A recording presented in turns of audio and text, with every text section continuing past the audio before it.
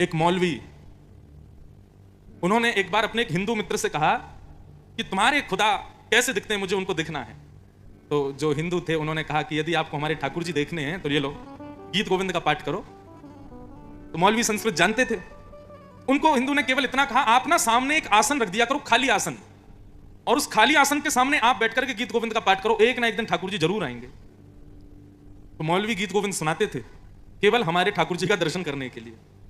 तो उनके पास में थोड़े समय का अभाव हो गया, तो वो बैठ करके नहीं कर पाते थे। तो जब वो घोड़ा चलाते थे ना, तो अपने घोड़े पर आगे आसन रख देते थे और तब घोड़ा चलाते हुए गीत गोविंद गाते थे। तो ऐसा वर्णन आता है कि श्री राधा रमन लाल जी उस घोड़े पर बैठते और मौलवी की तरफ मुख करके बैठते और ऐसे भुजा करते हुए गीत गोविंद सुनते, तब मौलवी घोड़ा चलाता था।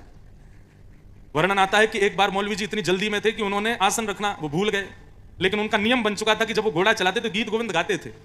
तो घोड़े पर बैठ करके जैसे उन्होंने चाबुक दी, गीत गोविंद प्रारंभ किया, आसन रखना भूल गए। तो वर्णन आता है, संतजन बताते हैं कि इतनी द्रुत गति से घोड़ा दौड़ रहा था और उस घोड़े के आगे उल्टे ठाकुर जी दौड़ रहे थे और उससे गीत गोविंद सुन रहे थे और कहने लगे, अरे आज तूने हमको आसन नहीं दिया, हम दौड़ दौड़ के सुनेंगे। इतना प्रिय है ठाकुर जी को गीत गोविंद।